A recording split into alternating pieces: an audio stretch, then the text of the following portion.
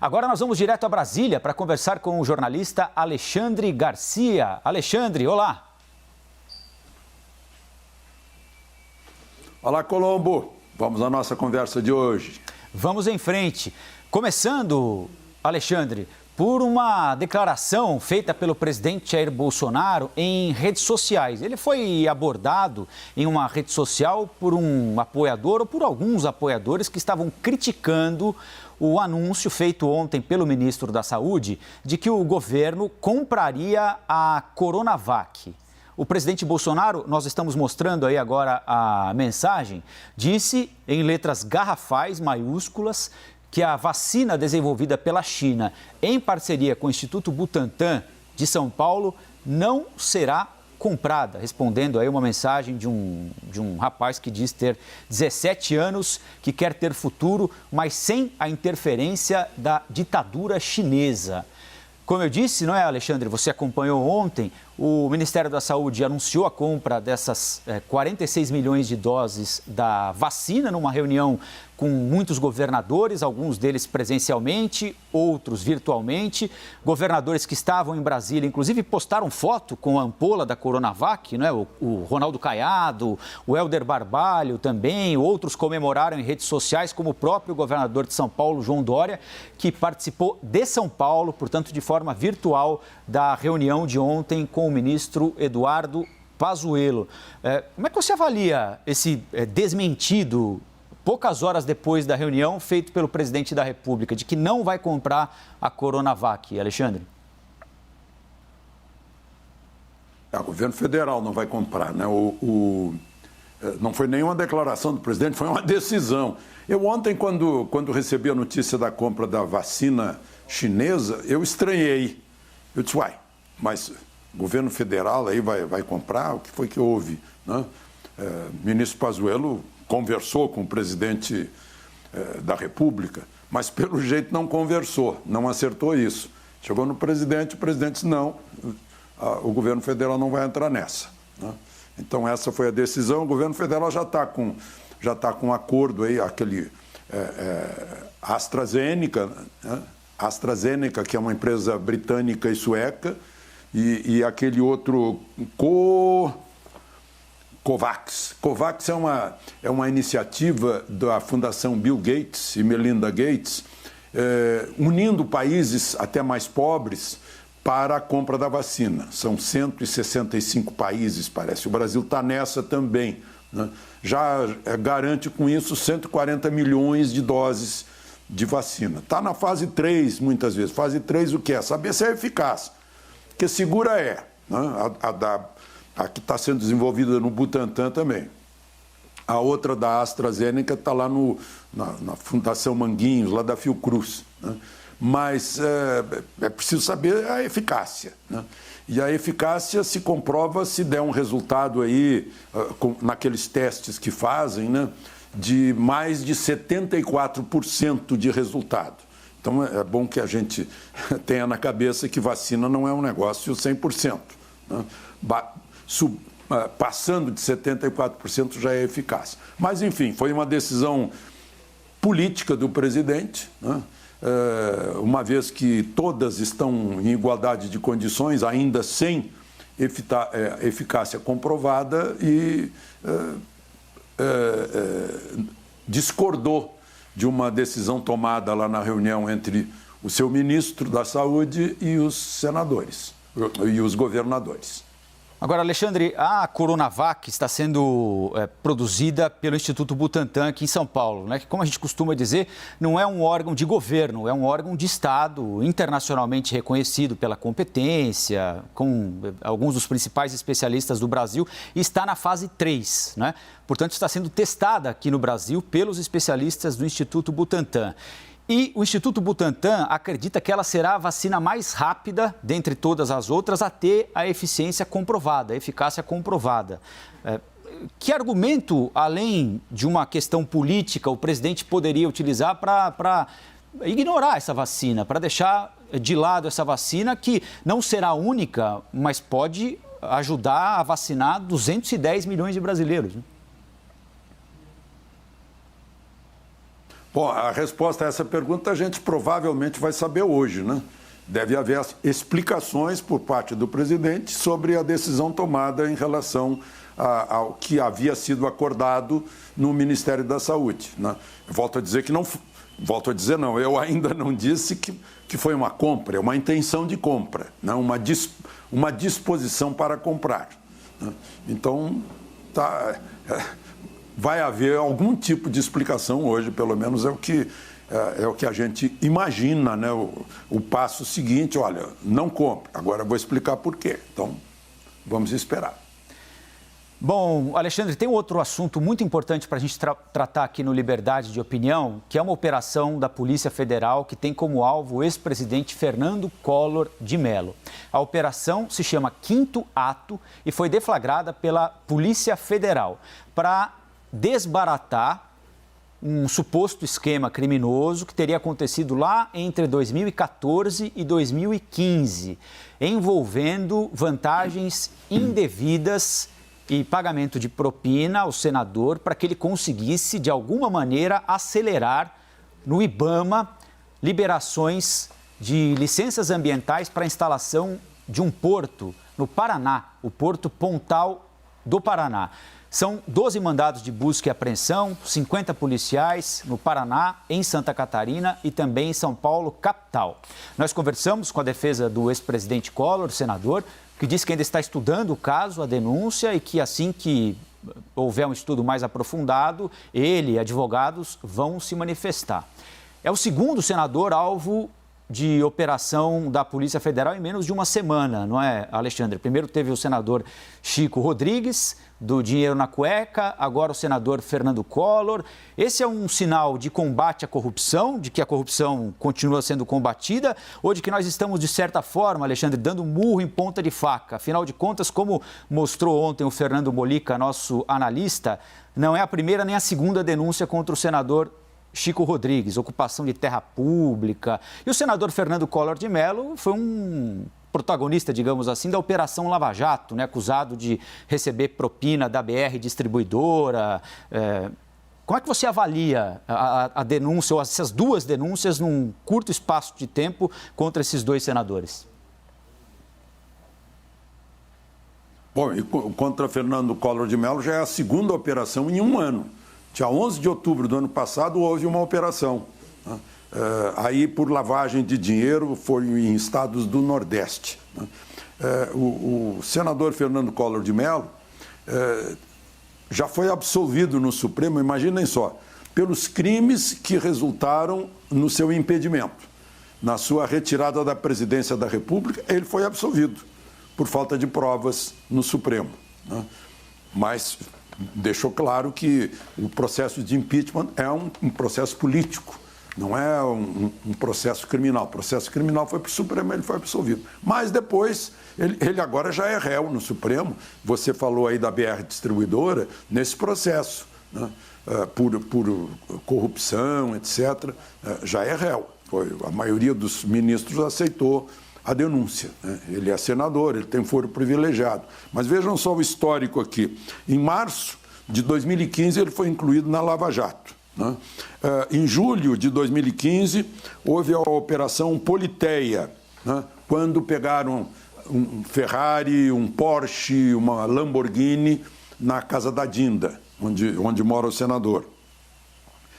E é bom a gente lembrar que ele foi candidato 2 vezes nesse período ao governo de Alagoas e não foi eleito, mas foi eleito e reeleito senador. Ele já está no segundo mandato como senador, é um total de 16 anos como senador, né? E pelo que a gente está vendo aí nas denúncias ou nas acusações do Ministério Público, nas investigações de agora, né, dessa operação Quinto Ato, que se refere a uma quinta prestação de um jatinho, né? Quem foi rei não perde a majestade, ele continua como senador e como ex-presidente tendo alguma influência no IBAMA, segundo o Ministério Público, né? Essa é uma outra questão, né, quando se fala em corrupção, da endemia da corrupção, do vírus da corrupção que fica lá embaixo das células de governos, né, células estatais. E aí Isso aconteceu entre 2014 e 2015, não é de agora, né? Mas estava lá no IBAMA nessa época, nesse porto lá, que precisou ser liberado pelo IBAMA para fazer o porto lá no litoral do Paraná. Então, essa é a constatação que a gente tem. E envolvendo um ex-presidente da República, cresce o significado, né? Aliás, já que nós estamos falando sobre licenciamento ambiental, Alexandre, tem uma lei parada no Congresso Nacional que trata exatamente da desburocratização do licenciamento ambiental. Destravar processos, segundo os autores da lei, contribuiria para a redução de corrupção em órgãos como o IBAMA, por exemplo. Você acompanha isso muito de perto já há muito tempo, não é, Alexandre? No agronegócio, principalmente. É uma demanda justa por parte do setor produtivo.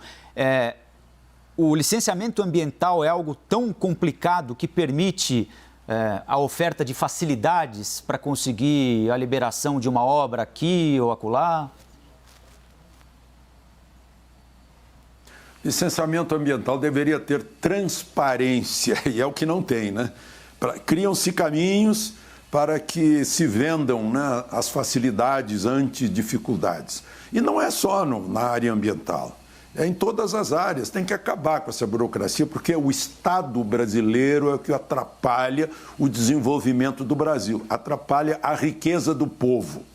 É o Estado brasileiro. O Estado brasileiro tem que tirar o time, fazer apenas o seu dever, né? Justiça, educação para quem precisa, saúde para quem precisa, policiamento, né? E não atrapalhar a vida do brasileiro. Todo mundo quer ficar rico. Deixa as pessoas ficarem ricas. Os Estados Unidos é assim, sempre foi assim, se tornou a maior potência do mundo, né?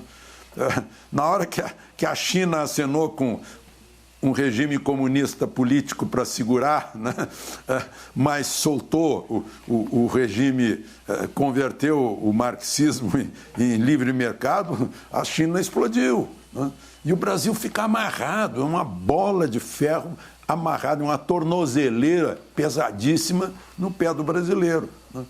No licenciamento ambiental e em qualquer outro tipo de licenciamento. Olha o tempo que demorava, melhorou. O tempo que demorava para se registrar uma empresa aqui no Brasil, a confusão que era para a pessoa mostrar que tem iniciativa e criar uma empresa e tocar a vida e ganhar dinheiro, né?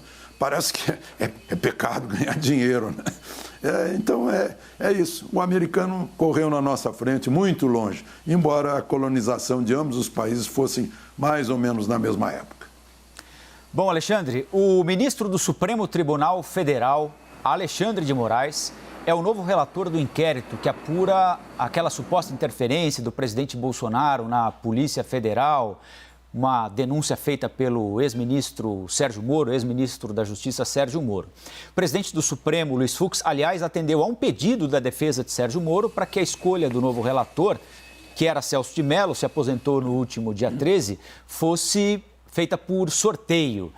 Assim, entendia a defesa de Sérgio Moro, haveria um impedimento para que Cássio Nunes fosse imediatamente escolhido para continuar o processo, já que é ele quem deve, desde que aprovado na sabatina, ocupar a vaga do decano. O presidente Jair Bolsonaro tem dado o azar nesses sorteios no Supremo Tribunal Federal, já lembrando que o ministro Alexandre de Moraes é o relator do inquérito das fake news, dos atos antidemocráticos. Foi ele quem impediu a posse do primeiro escolhido pelo presidente Jair Bolsonaro para chefiar a Delegacia Geral da Polícia Federal, o Alexandre Ramagem, Alexandre?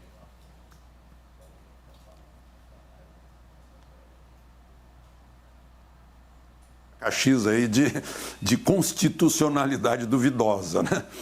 A começar pelo processo maluco, que começou um processo sem Ministério Público alegando que era um fato ocorrido dentro do Supremo, né? O tal de inquérito das fake news aí. Vai ter que sair dessa, né? A outra, agora, ele pega mais essa de que o ministro Sérgio Moro se queixou que o presidente da República quis influenciar no seu governo. É kafkiano, né? Mas certamente vai sair bem. E, de qualquer forma, não iria para Cássio Nunes. Cássio Nunes já declarou, já disse que se declararia impedido se esse inquérito caísse nas mãos dele, como recomenda o regimento interno do Supremo, né? Sai do decano, vai para o noviço, né? Mas o noviço não aceitaria, alegando que foi recém-indicado pelo presidente que está envolvido nesse inquérito, né? Hoje, aliás, ele está sendo sabatinado na Comissão de Constituição e Justiça do Senado. A presidente da comissão, senadora Simone Tebet, vai ler o relatório favorável do senador Eduardo, do Amazonas, que está doente, e certamente corre a tendência de que o resultado vai ser parecido com o resultado anterior do indicado Jorge Oliveira para o TCU, que deu 53-7. Né? Então, não há muita dúvida quanto à aprovação do nome do desembargador Cássio. Agora, está nas mãos do ministro Alexandre de Moraes, vai decidir ou pede para o plenário decidir, se o plenário decidir fica mais forte a decisão sobre o depoimento do presidente, a resposta do presidente às denúncias de Sérgio Moro. Ele disse que não é denúncia, eu não sei exatamente o que é, porque ele, de certo, não quer cair em denunciação caluniosa ou algo assim. O presidente pode responder pessoalmente ou pode responder por escrito. Acho que tanto faz, né? O caso é tão kafkiano que eu acho que fica fácil de responder. Agora, Alexandre, eu queria trazer a nossa conversa para São Paulo, porque foi bloqueado pela Justiça uma quantia de dinheiro do governador de São Paulo, 29 milhões de reais, João Dória, a partir de uma acusação do Ministério Público que o acusa de improbidade administrativa quando Dória ainda era prefeito da cidade. Ele ocupou o cargo de janeiro de 17 até o final de março de 18, quando renunciou para concorrer ao governo do estado. O que é que diz a denúncia? Que o então prefeito utilizou cerca de 29 milhões de reais em dinheiro público de forma inadequada para publicidade do programa Asfalto Novo, que é um programa de recapeamento de rua, de tapa-buracos em São Paulo. No Twitter, Dória declarou que considera descabida a decisão que, abre aspas, pela primeira vez na história da cidade, utilizamos recursos de multas de trânsito para recapear ruas e avenidas da capital e que não houve benefício pessoal algum. Disse, óbvio, que vai recorrer desta decisão. Então, a compreensão do Ministério Público e a Justiça bloqueou dinheiro de que ele utilizou o programa para autopromoção. E o dinheiro está bloqueado agora. Ele diz que curioso um país em que um traficante sai pela porta da frente autorizado pelo Supremo e um prefeito que faz recapeamento de rua tem bens bloqueados. É sempre muito tênue esse limite entre uma propaganda pessoal de um político e uma propaganda de um programa que ele desenvolve, né, Alexandre? Pois é. Bom, em primeiro lugar, eu não sei, Colombo, se foi dinheiro bloqueado ou bens bloqueados. Bens bloqueados. O bens é mais amplo, né? Deu quase 30 milhões. Pois é, porque dinheiro é outra coisa. Por coincidência, só para abrir um parêntese, por coincidência, no mesmo dia, um desembargador do Rio de Janeiro bloqueou 240 milhões de bens do ex-prefeito também, Eduardo Paes, por desviar a verba da educação para pagar ônibus, a gratuidade dos ônibus com um plus, né? Um plus a mais, como se diz brincando, né? Pegou também o ex-prefeito, que lá é candidato à prefeitura de novo e está na frente aí nas pesquisas. Bom, em São Paulo, eu diria o seguinte: será que um asfalto novo não fala sozinho? Será que precisa de propaganda um asfalto novo? Será que a propaganda de um governo não são suas obras? Será que um governo precisa de propaganda? Se precisa de propaganda, porque não tem obra. Porque a obra fala sozinha, né? Tudo bem, o governo pode gastar em campanhas de saúde, né? Agora, por exemplo, né? Campanha de saúde, com recomendações, algum outro tipo de campanha, né? de usos e costumes no meio urbano, não suje a rua, né? Jogue o lixo no lixo, não desperdice água, não desperdice energia elétrica, isso sim. Agora, obra não precisa de propaganda. E, segundo o Ministério Público, gastou com propaganda 14 milhões e com a obra em si 12 milhões. A propaganda foi maior que a obra, segundo o Ministério Público. Então essa é a questão, né? É tênue, mas não precisa. Governo que trabalha bem não precisa de propaganda, né? O trabalho dele já é um grito para todo mundo. Olha, esse é o resultado de uma boa administração. Valeu, Alexandre. Até o próximo Liberdade de Opinião, hein? Até amanhã.